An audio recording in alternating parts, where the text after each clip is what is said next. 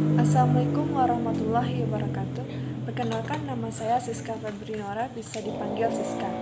Saya berasal dari Negari Alahan Panjang, dari Prodi Ekonomi BP 2017. Baiklah, di sini saya akan menjelaskan bagaimana Minangkabau di Negari Alahan Panjang. Sebelumnya, saya akan menjelaskan asal-usul orang Minang, yaitu asal nenek moyang, di mana asal api palito dari Telong dan Batali. Dari mana asal nenek moyang kita? Dari puncak Gunung Merapi, yaitu keturunan Raja Iskandar Zulkarnain. Asal nama Minangkabau tak tak kalah adu kerbau antara kerbau orang Jawa dengan kerbau orang Pagaruyang. Maka menengah kerbau orang Pagaruyang, karena kerbau aduan orang Pagaruyang adalah seekor anak kerbau usia menyusui yang dipisahkan dari induknya selama beberapa hari. Tanduk anak kerbau tersebut diberi pisau tajam. Melihat kerbau besar yang disangka induknya, si anak kerbau yang kehausan langsung menuju perut kerbau besar dan menyeludupnya kepalanya ke perut kerbau Jawa. Maka menengah kerbau Pagaruyang. Semenjak itu disebutlah di wilayah kita ini dengan wilayah Minangkabau. Yang kedua, agama dan kepercayaan orang Negari Alahan Panjang. Yang pertama, agama. Agama merupakan pegangan hidup bagi manusia, karena tanpa agama, manusia akan binasa. Oleh karena itu, agama merupakan pegangan hidup bagi mereka yang akan membawa mereka ke jalan keselamatan, baik dunia maupun di akhirat nanti. Masyarakat Negari Alahan Panjang mayoritas seluruhnya beragama Islam. Hal ini terbukti bahwa meratanya masyarakat dalam mengikuti pengajian, baik yang dilaksanakan di masjid maupun di rumah seperti wirid, yasin, maulid nabi, dan isra mi'raj. Masyarakat pada umumnya, jika ada acara pengajian baik di masjid maupun di rumah-rumah, ibu majelis talim masih banyak nama ikutkan saratu berpartisipasi dalam acara tersebut. Agama di Alahan Panjang niko semakin hari semakin maju.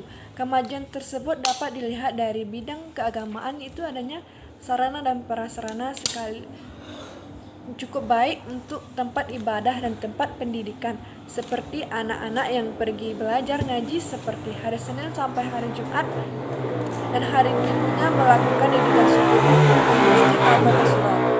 Hal ini karena adanya partisipasi dari masyarakat dan orang tua.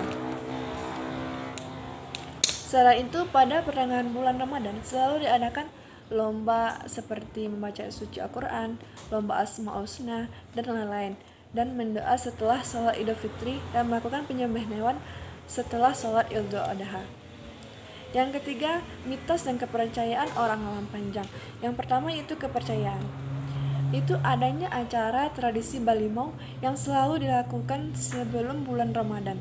Yang kedua, adanya pembakaran kemayan saat melakukan ritual atau acara-acara resmi lainnya seperti berdoa dan sebagainya. Yang ketiga, adanya istilah dipingin bagi orang yang akan segera melangsungkan pernikahan. Sebelum puasa atau setelah hari raya, selalu ada kunjungan tausiah ke kuburan.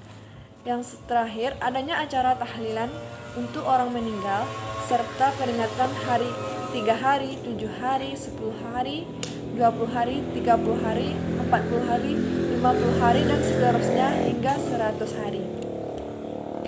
Dan selanjutnya itu mitos di Negari Alahan Panjang, yaitu tidak boleh mandi malam dan dari kisaran jam 11 sampai jam 12. Katanya nanti demam dan sebagainya. Dan yang kedua, tidak boleh mainin sapu dengan lawan jenis, nanti gak dapat jodoh. Yang ketiga, tidak boleh makan sambil nangis karena nanti kena kutuk sama nasinya. Selanjutnya, untuk suami yang istrinya lagi hamil, katanya tidak boleh membunuh atau menyembelih hewan selama istrinya hamil. Nanti pengaruhnya akan terjadi sama anaknya. Dan yang terakhir itu tidak boleh motong kuku malam hari, nanti terpotong tangannya. Dan mitos selanjutnya yaitu mitos lainnya, yaitu tempat sakti dan keramat di Alahan Panjang. Itu saya ambil contohnya itu Danau Kembar yang ada di Nagari Alam Panjang, Kabupaten Solok, Kecamatan Lembago Manti. Saksikan video ini.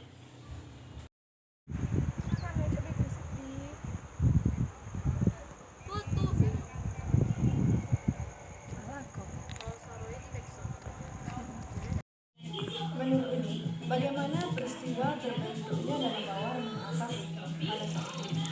Terbentuknya danau atas dan danau bawah berawal dari perkelahian minyak gadang di seekor naga besar. Dari hasil perkelahian tersebut membuat seekor naga itu tidak berdaya dan mengeluarkan darah yang sangat besar dan deras, sehingga membentuk genangan air yang menyerupai danau. Maka danau tersebutlah yang dinamakan danau atas dan danau bawah. Lalu apa mitos yang diyakini masyarakat sampai saat ini? Mitos yang diyakini saat ini, setiap tahun danau tersebut minta tumbal. Seperti yang terjadi saat ini, ada aja setiap tahunnya yang tenggelam di danau tersebut. Maka hal tersebut yang meyakini masyarakat bahwa mitos itu ada.